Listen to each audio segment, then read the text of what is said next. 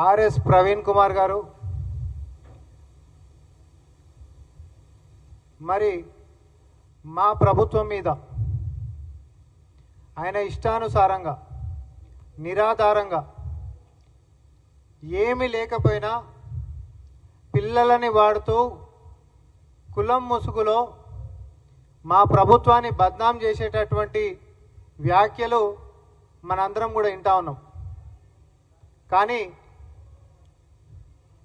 ఒక మాజీ IPS officer అయ్యుండి దళిత పిల్లల సంక్షేమం అనేటటువంటి పేరుతో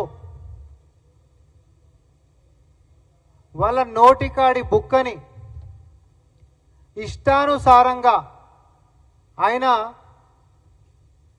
మరి ఆ ఎస్సీ గురుకులాలకి సెక్రటరీ లెక్క ఉంటున్నప్పుడు ఎంతెంత అవినీతి చేసిండు, ఎన్ని అక్రమాలకు పాల్పడ్డాడు అనేటటువంటి ఒక చేదు నిజాన్ని ఈరోజు తెలంగాణ సర్వసభ్య సమాజం ముందుకు నేను తేదలుచుకున్నా. ఎందుకు అనంటే ప్రతిసారి పిల్లలు అనేటటువంటి వ్యవహారము భవిష్యత్తు గురించి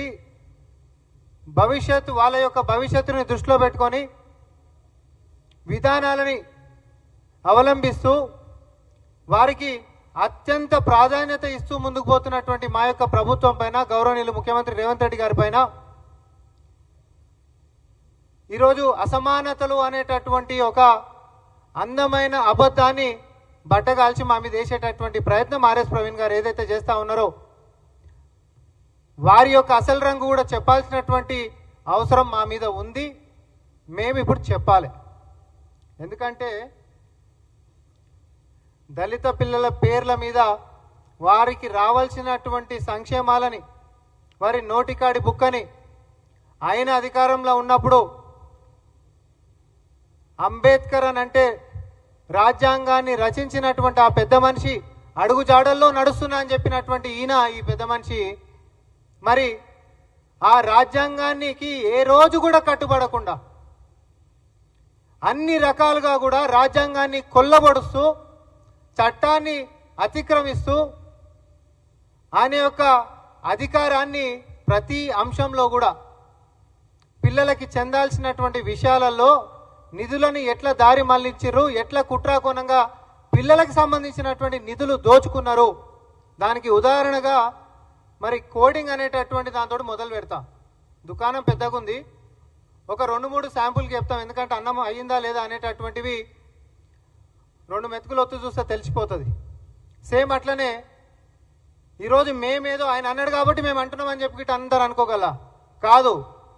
ఇది కేంద్రం నుంచి సిఏజీ కాగ్ నివేదికలో వాళ్ళు చేసినటువంటి ఇన్స్పెక్షన్లో వచ్చినటువంటి అవకతవకలని ఈ ప్రభుత్వానికి వివరణ కోరుతూ వాళ్ళు మమ్మల్ని అడిగినటువంటి వ్యవహారాలకి గాను తీరా అన్ని కాగితాలను తిప్పితోడి చూస్తే పుంకాలుగా అవకతవకలు అక్రమాలు మాత్రమే కనిపిస్తూ ఉన్నాయి. ఖచ్చితమైనటువంటి అవినీతి ఇందులో కనిపిస్తూ ఉంది. వ్యక్తిగతంగా నేను అసలు ఏంటిది దీనికి సంబంధించినటువంటి వ్యవహారం అని చెప్పి తవ్వినా కొద్దిగా దీని లోతు ఇంకెప్పటికీ బయటపడుతుందో ఇది మన స్థాయికి తగ్గటువంటిది కాదు. ఇది ఖచ్చితంగా మేము ప్రభుత్వం నడిపించినప్పటికీ కూడా ఒక విజిలెన్స్ విచారణతోటి మాత్రమే తెలంగాణ సమాజం ముందుకు తీసుకొని రావాలి అనేటటువంటి ఒక వాదంతో నేను ఈ ప్రెస్ మీట్ పెట్టడం జరిగింది.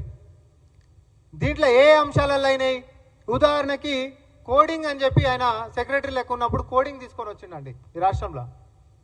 ఏమని అంటే ముందు ఒక 2 స్కూళ్ళల్లో ఒక కాలేజీలలో చేస్తున్నాము అని చెప్పేసి చెప్పిండు. దానికి పర్మిషన్లు ఏమున్నాయి అని అంటే 2 ఇట్టుకున్నాయి. అసలు అది పెట్టింది ఎన్నిట్లల్లా ఒక్క దాంట్లో. కానీ 3 మీద పిల్లలకి నేర్పిస్తున్నటువంటి కోడింగ్ అని అంటే జస్ట్ గింతే. ఇక ఇది కోడింగ్ ఏం కోడింగు, ఏం లాంగ్వేజు, అది కంప్యూటర్ల పిల్లలకి ఏం లాంగ్వేజ్ నేర్పిస్తారు, ఏ క్లాస్కి సంబంధించిన వాళ్ళకి నేర్పిస్తారు, ఏ టైం నుంచి ఏ టైంకి నేర్పిస్తారు, ఏవి లేవిగా జస్ట్ పిల్లలకి కోడింగ్ నేర్పిస్తున్నాం. ప్రతి సంవత్సరానికి జరుగుతున్నటువంటి ఖర్చు 4,50,11,991 రూపాయలు. ఇక గింతే. అసలు వాస్తవం ఏంది అని చెప్పి తవ్వి చూస్తే అది కేవలము 240 మంది పిల్లలకి మాత్రమే లబ్ధి జరిగింది అనేటటువంటి విషయాన్ని అధికారికంగా మనకు కనిపిస్తున్నటువంటిది. ఎవరన్నా ఏడాదికి 4,50,11,991 రూపాయలు ఖర్చు పెట్టి చెప్పిందండి 3 సంస్థలలో నేను చేస్తా కోడింగ్ అని అన్నాడు. చేసిందంతా ఒక్క దాంట్లో. పర్మిషన్లు ఎన్నిటికి తీసుకుంటూ 2టికి. ఇప్పుడు ఒక విధానం లేదా? నువ్వు ప్రభుత్వంలో కూర్చొని ఉంటున్నప్పుడు రాష్ట్ర ప్రభుత్వం నుంచి ఫినాన్స్కి సంబంధించినటువంటి పర్మిషన్లైనా శాంక్షన్లైనా లేకపోతే అనుమతులు తీసుకునేటటువంటి వ్యవహారాలైనా రాజ్యాంగంలో పొందుపరిచినటువంటి కొన్ని విధి విధానాలు ఉన్నాయి కదా, ఏ ఒక్కటి కూడా ఫాలో కాలే. ఇంకోటి, ఇప్పుడు ఈ 4,5,00,00,000కి సంబంధించినటువంటి టెండర్ల లెక్క జనరల్గా మనందరికి తెలిసినటువంటి విధానం ఏంది? ఈ టెండర్లలో పోవాలి. పారదర్శకంగా ఎవరైనా కూడా అధికారి వ్యవహరించాలి అని అంటే ఈ టెండర్ల ద్వారా పోవాలి. ఎందుకంటే దానికి కాంపిటీటర్స్ ఎవరు వస్తారు, వాళ్ళందరూ కూడా పారదర్శకంగా ఎవరు అర్హత ఉంటే ఎవరు తక్కువ కోట్ చేస్తే వాళ్ళకి ఇచ్చేటటువంటిది. దీంట్లో ఎట్లాంటి ఈ టెండర్లకు పోయినటువంటిది ఆయన చరిత్రలోనే లేదు. ఇది కాదు, మళ్ళీ తర్వాత చెప్పేది కూడా దేంట్లో కూడా ఈ టెండర్లకు ఆయన పోలే. చట్టాన్ని చేతులకు తీసుకొని పేరుకేమో అంబేద్కర్ గారి పేరు చెప్పుకుంటాడు, సంక్షేమమేమో దళిత పిల్లల పేరు చెప్పుకుంటాడు. కానీ దోచుక తిన్నది మాత్రం ఆర్ఎస్ ప్రవీణ్ కుమార్ గారు. మీరు దీనికి జవాబు చెప్పాలి. ఈ టెండర్లకి మీరు ఎందుకు పోలే? రాష్ట్ర ప్రభుత్వం యొక్క అనుమతి మీరు ఎందుకు తీసుకోలే? అండ్ ఫైనాన్స్ డిపార్ట్మెంట్స్కి సంబంధించినటువంటి శాంక్షన్స్ ఇవ్వాలి. ఇట్లాంటిది కొత్త ప్రోగ్రామ్ గిట్ట మీరు తీసుకుంటే కనీసం ఫైనాన్స్ డిపార్ట్మెంట్ శాంక్షన్స్ కూడా దీంట్లో తీసుకోలే. కోడింగ్కి సంబంధించినటువంటిది ఒక ఉదాహరణ నేను చెప్పిన. అయితే వాస్తవానికి మరి ఇచ్చినటువంటి పైసలు ఎక్కడివి? ఫైనాన్స్కి సంబంధించిన డిపార్ట్మెంట్ అనుమతులు లేవు, శాంక్షన్స్ లేవు. మరి ఇచ్చినటువంటిది ఏంటివి అంటే 312 గ్రాంట్. ఇది పిల్లలకు సంబంధించినటువంటి అభ్యున్నతి కోసము, వాళ్ళ వసతుల కోసము, వాళ్ళకి ఏది మంచిగా అయితే దాని గురించి మాత్రమే, పిల్లల గురించి మాత్రమే వాడాల్సినటువంటి సొమ్ము ఇది. ఇది రాజ్యాంగం చెప్పినటువంటిది. కానీ ఆయన జోబుల పైసలు లెక్క ఇష్టానుసారంగా ఎవ్వరు అనుమతులు లేకుండా నచ్చినోడికి కాంట్రాక్ట్లు ఇచ్చి కోట్ల రూపాయలు కప్పం కట్టినటువంటి చరిత్ర ఆర్ఎస్ ప్రవీణ్ కుమార్ గారికి ఉంది. ఇది నిజమా కాదా? నేను మీడియా ముంగటనే మాట్లాడుతూ ఉన్నా. కాదని చెప్పి ప్రెస్ మీట్ పెట్టామన్నారు. మేము అయినా కూడా మేము విజిలెన్స్కి ఇది విచారణ చేయాలనేటటువంటి విజ్ఞప్తి మేము చేస్తూ ఉన్నాం. ఇది జరుగుతుంది అనేటటువంటి నమ్మకం కూడా మాకుంది. విచారణ జరగాలి ఇట్లాంటివి. ఎందుకంటే తర్వాత ఇంకోటి టాపర్ లైసెన్స్, టాపర్ ఐడి కార్డ్స్కి సంబంధించినటువంటిది కూడా ఇంకొకటి. ఇది ప్రతి సంవత్సరం 20 కోట్ల రూపాయలు. ప్రతి సంవత్సరం 20 కోట్ల రూపాయలు. ఏంది ఈ లైసెన్స్ దేనికి అని అంటే పిల్లలకి ఆన్లైన్లో ఐఐటి జేఈకి సంబంధించినటువంటి కోర్సులు ఆన్లైన్లో నేర్పిస్తారు. ఆన్లైన్లో మీరు ఒకసారి సంవత్సరాలు కూడా ఇది బాగా వినాలి. 2020లో కూడా ఈ యొక్క దాన్ని తీసుకున్నాడు ఆయన. 2020 స్టూడెంట్స్ ఉన్నారా? పోనీ ఒకవేళ ఉన్న ఇండ్ల కాడ ఉంటున్నటువంటి పిల్లలకు ల్యాప్టాప్లు ఉన్నాయా? ఇది అసలు ఫస్ట్ ఆఫ్ ఆల్ తీసుకునేటటువంటి ఆలోచన మీకు వచ్చినప్పుడు రాష్ట్ర ప్రభుత్వంకి అనుమతి తీసుకునరా? లేకపోతే ఈ టెండర్ల ద్వారా దీనికైనా పోయినరా? లేకపోతే ఫైనాన్స్ డిపార్ట్మెంట్ శాంక్షన్ గిట్ట దీనికుందా? దీనికి కూడా ఏవి లేవు. దీనికి కూడా ఏవి లేవు. ఆయన ఇష్టానుసారంగా వెలిగిండు. ఆయన ఇష్టానుసారంగా ఓపెన్ ఆక్షన్కి వెళ్ళిపోయాడు. అన్న కూడా 30 రోజులు టైం పెట్టాల్సినటువంటిది 12-13 రోజులు పెట్టాడు. చేతులు దులుపుకుండు, నచ్చినోనికి ఇచ్చుకుండు. అవి కూడా ఏ పైసలు? ఇందాక నేను చెప్పినటువంటిది 312 గ్రాంట్ పైసలే. మనం ఒక స్పెషల్ ప్రోగ్రామ్ తీసుకుంటున్నాము, అది పిల్లల కోసం కేటాయించాలి అని అంటే మనం ప్రభుత్వంకించి ఫైనాన్స్ డిపార్ట్మెంట్కించి శాంక్షన్స్ తీసుకోవాలి. వాళ్ళు అనుమతి ఇస్తారు. అనుమతి ఏం కాదు, చేయండి, ఇంకా సరిపోకపోతే కూడా ఇద్దామనేటటువంటి అనుమతి అంటే పద్ధతి ప్రకారం ఫాలో అయితే అది ఒక రీతి రవాయి అన్నట్టు. కానీ ఇష్టానుసారంగా నేను సెక్రటరీ సీట్లో కూర్చున్నాను, నన్ను అడిగేటోడు ఎవరు లేడు కాబట్టి పిల్లల అభ్యున్నతి కోసం, సంక్షేమం కోసం వాడాల్సినటువంటివి, వాళ్ళ యొక్క పౌష్టిక ఆహారమో లేకపోతే లైట్ పోతుంది, లేకపోతే ఇంకొక కష్టం వస్తుంది, వాటి కోసం మాత్రమే వాడాల్సినటువంటి సొమ్ముని ఆయనకు నచ్చినట్టు కోట్ల రూపాయలు పక్కన వాళ్ళకి కొల్లగొట్టిపిచ్చి ఏ చట్టాలను కూడా ఫాలో కాకుండా సంవత్సరానికి 20 కోట్ల రూపాయలు అప్పనంగా మందికి కట్టబెట్టింది నిజమా కాదా ప్రవీణ్ కుమార్ గారు చెప్పాలి. ఇప్పుడు టెక్నికల్కి సంబంధించినటువంటి అంశాలల్లో ఆన్లైన్కి సంబంధించినటువంటి ఐడీలు డెవలప్ చేసేటటువంటిది ఎవరికైనా ఇచ్చిరే అనుకుందాం. మన ప్రభుత్వంలో కూడా మరి టీజీటీఎస్, అప్పుడేమో టీఎస్టీఎస్ లాంటివి ఉన్నాయి కదా. కనీసం ఎవరిదన్నా సలహాలు సూచనలు తీసుకొని ముందుకు పోయినటువంటిది ఏమైనా ఉందా?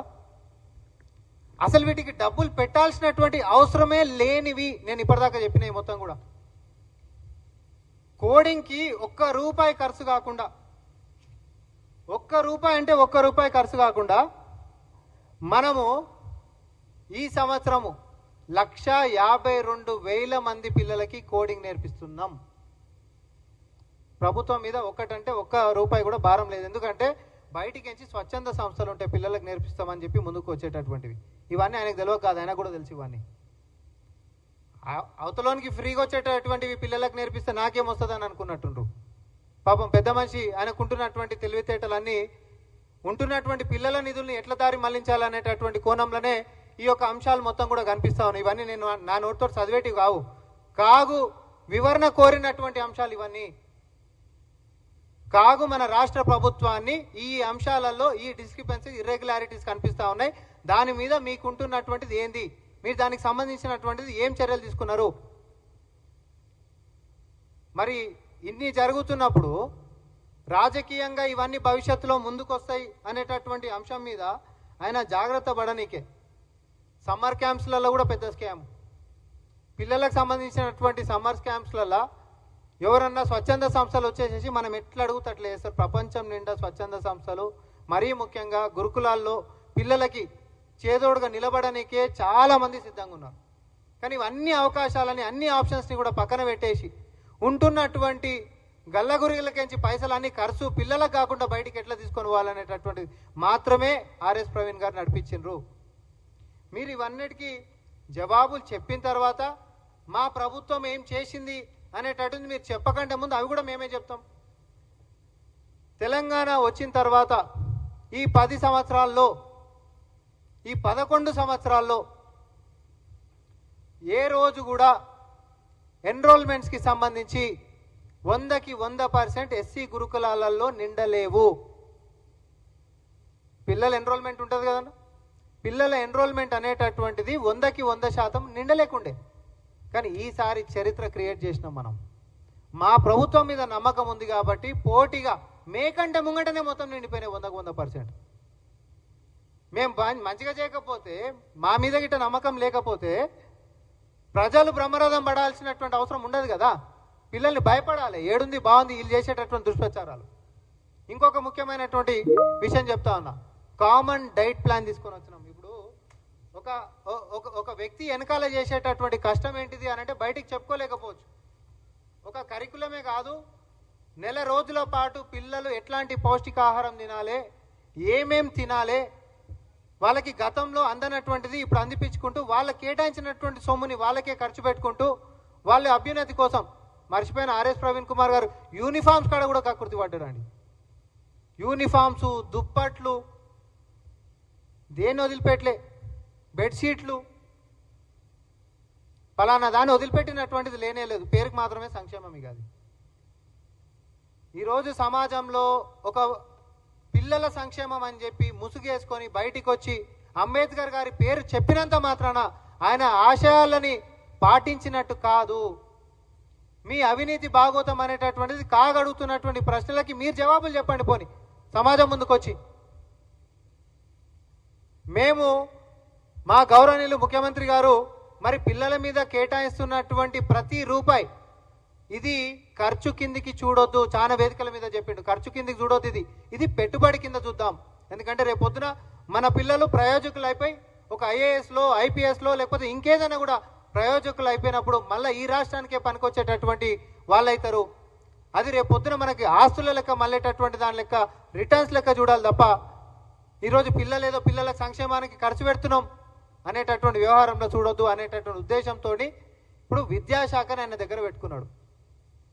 గురుకులాల్లో తీసుకొచ్చినటువంటి ప్రక్షాళనలు, ఈరోజు కోడింగ్ కూడా దేశం మొత్తంలో కూడా ఎక్కడా లేదు. ఫస్ట్ టైం గురుకులాలు ఒక రాష్ట్రంలో కోడింగ్ అందరికీ నేర్పించేటటువంటి వ్యవస్థ కేవలం తెలంగాణలో ఉంది. ఆ క్రెడిట్స్ మనవి, గల్లా ఎగరేసుకొని చెప్పేటటువంటి వ్యవహారాలు. కామన్ డైట్ ప్రోగ్రామ్ మనం తీసుకొని వచ్చినాం పిల్లలకి సంబంధించినటువంటివి. కాస్మెటిక్ ఛార్జీలు ఏ రోజైనా చరిత్రలో కాస్మెటిక్ ఛార్జీలు, డైట్ ఛార్జీలు పెంచిండ్రా? పెంచలే. పిల్లల డైట్ ప్లాన్లలో మటన్ ఉంటుండేనా? ఇవన్నీ మాట్లాడినాక మనకి ఎందుకు గవర్న ఎందుకని అనిపిస్తా, కానీ ఉన్న వ్యవహారం నేను చెప్తున్నా, జరుగుతున్నటువంటి వ్యవహారాలు మనం మాట్లాడుకోవాలి. కాబట్టి ఇష్టానుసారంగా అడ్మిషన్ల కాడ కూడా నాకు అనుమానం ఉంది, నేను చెప్తా ఉన్నా. ఇష్టానుసారంగా వ్యవహరించి గతంలో తన వ్యక్తులతోటి అడ్మిషన్ల దగ్గర కూడా నిజంగా మెరిట్ వచ్చినటువంటి పిల్లలకి విద్యని దూరం చేసేటటువంటి కుట్రలు కూడా జరిగే ఉంటాయి. దాని మీద కూడా సమగ్ర విచారణ జరగాలి. ఎందుకంటే ఈసారి మొట్టమొదటిసారి పారదర్శకంగా పిల్లలు మొత్తం పరీక్షలు రాస్తే మెరిట్ ప్రకారంగా ఎవ్వరికి ఎట్లనైతే స్కోర్ వస్తుందో దాన్ని కూడా ఆన్లైన్లో డిస్ప్లే చేసినాం. దాని ప్రకారమే బ్రాంచెస్ వైజ్ మనం ఈరోజు సీట్లు కేటాయింపు జరిగింది. గతంలో ఇట్లా ఎప్పుడు లేదు. పారదర్శకతనిస్తూ పిల్లల సంక్షేమాన్ని కాపాడుకుంటూ వారి అభ్యున్నతి కోసము పాటుపడుతున్నటువంటి ప్రభుత్వం లెక్క ప్రజాప్రభుత్వం ముఖ్యమంత్రి రేవంత్ రెడ్డి గారు కృషి చేస్తూ ఉంటే ఉత్త పుణ్యానికి బట్టగాల్చి మీదేసి ఎట్లన్నా ఇది పద్ధత? పోనీ ఇది లెక్కనా మీకేమన్నా? దయచేసి